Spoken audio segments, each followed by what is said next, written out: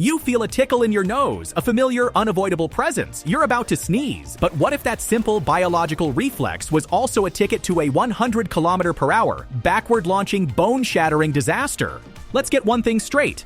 For your body to be thrown backwards, something has to be thrown forwards. This is Newton's third law, the universe's strictest no free lunch policy.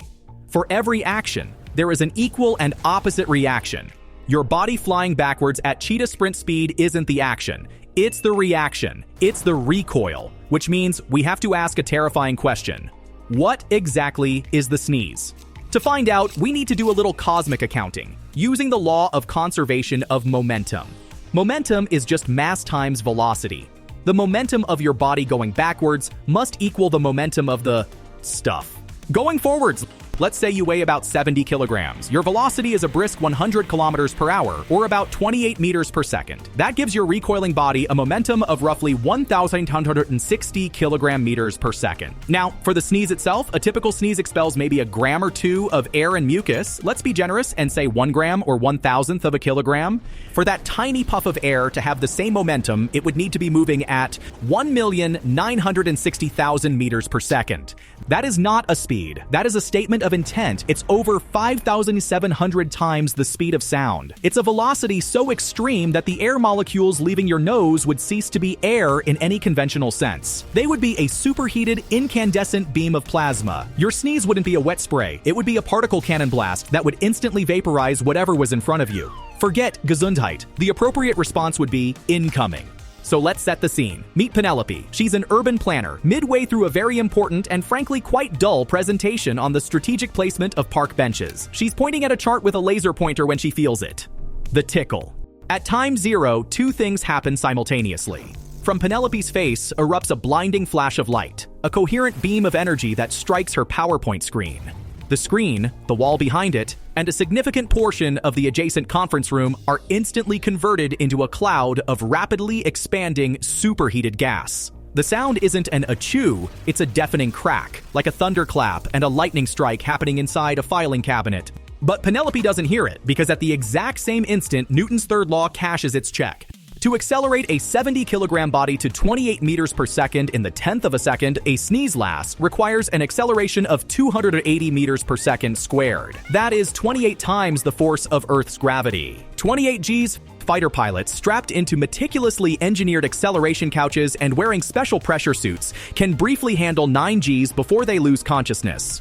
Penelope is wearing a sensible blazer and is not strapped into anything. The force that hits her is not a gentle push, it's a physical blow, delivered to every cell in her body at once. Her vertebrae, which were designed to handle the gentle pressures of sitting upright and maybe lifting a heavy bag of groceries, are subjected to a sudden compressive force of nearly 2,000 kilograms. They don't just fracture, they fail on a structural level, turning from a neat supportive stack into a dusty anatomical ruin. Her internal organs, having not been consulted on this new high-speed lifestyle, are slammed against the back of her body cavity. Her brain, with the consistency of firm tofu, impacts the inside of her skull with the force of a car crash. The human skull, not being rated for rapid wall-assisted deceleration, would likely register a formal complaint. By millisecond 100, Penelope, or rather the object that was once Penelope, has reached her top speed of 100 kilometers per hour. She crosses the 3-meter conference room in a fraction of a second, a silent, ungraceful projectile. The impact with the far wall is not a second catastrophe, it is merely the punctuation mark on the first one. Now, imagine this isn't a freak accident. Imagine this is just how humans work now. The first few weeks would be, to put it mildly, an adjustment period. Anyone with a cold would be a public menace. Allergy season would transform our cities into pinball machines of human suffering. A field of ragweed would have the same military exclusion zone as a nuclear test site. Society would have to adapt or perish, and humans are, if nothing else, adaptable.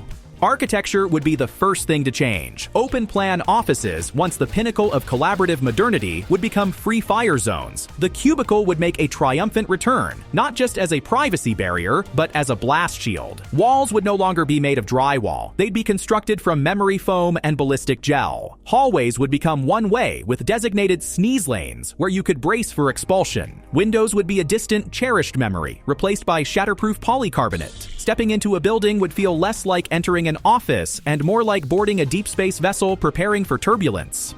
Every piece of furniture would be re-engineered. Your desk chair would look like a racing seat from a Formula One car, complete with a 5-point harness. Beds would be built into padded alcoves. The simple act of sitting on a park bench would require you to anchor yourself to it with carabiners. Social etiquette would undergo a violent transformation. The phrase "bless you" would be replaced with a frantic shout of "incoming" or "clear the area." You wouldn't just cover your mouth, you'd perform a complex physical maneuver, a sort of sneeze judo, trying to angle your body to vector the thrust into the ground, hopefully just shattering your own ankles instead of taking out a city bus. Holding in a sneeze wouldn't be rude. It would be an act of profound civic duty, a display of heroic self-control. The economy would contort itself around this new reality. The biggest companies on Earth would be pharmaceutical giants producing ultra-powerful sneeze suppressants. A single nasal spray would be worth more than a sports car. The second biggest industry would be personal protective equipment. People would walk around in padded aerodynamic suits, their heads encased in cushioned helmets. A first date would involve comparing the impact ratings of your respective outfits. The legal system would be a nightmare. Is an accidental sneeze considered assault? If you have hay fever, is getting behind the wheel of a car considered reckless endangerment? Sneeze insurance, or unintentional human propulsion coverage, would be mandatory, with premiums based on your personal allergy profile. Think of the professions that would change. Demolition crews would be replaced by a team of workers with severe pollen allergies. They'd just be pointed at a building and given a bouquet of flowers. Conversely, jobs requiring a steady hand, brain surgeon, watchmaker, bomb disposal expert, would require applicants to live in a hermetically sealed bubble, breathing only filtered hypoallergenic air. Over millennia, would we evolve? Perhaps. Maybe our skeletal structure would become denser, our bones reinforced with biological composites. Perhaps our necks would develop powerful musculature and our skulls thicken to act as natural crash helmets. Or maybe our noses would change. Perhaps they'd evolve into something more like a biological jet engine, complete with aimable thrust vectoring nostrils. A sneeze could become a tool. Need to get across a room quickly? A carefully aimed sneeze could give you a helpful boost. It's the ultimate in hands-free mobility. But in the short term, the reality is much less glamorous. It's a world of constant low-grade terror, where the most innocuous bodily function is also the most destructive. It's a world where a pinch of pepper is a weapon of mass destruction, and the common cold is a national security threat. Our universe is governed by these beautiful, unbreakable laws of conservation. Energy, charge, momentum, they are the universe's budget, and it must always be balanced. Our bodies are a product of that balance. A normal sneeze is a masterpiece of biological engineering. A high-pressure burst of air powerful enough to clear our airways of irritants, but gentle enough not to dislocate our heads. It walks a fine, delicate line. So the next time you feel that tickle, that familiar prelude to a sudden, involuntary explosion, take a moment. Appreciate the quiet, uncelebrated miracle of recoil that doesn't happen. Appreciate that your body has already done the math and has decided very wisely not to fire you backwards through a wall. And maybe, just to be safe, find something soft to aim at, just in case.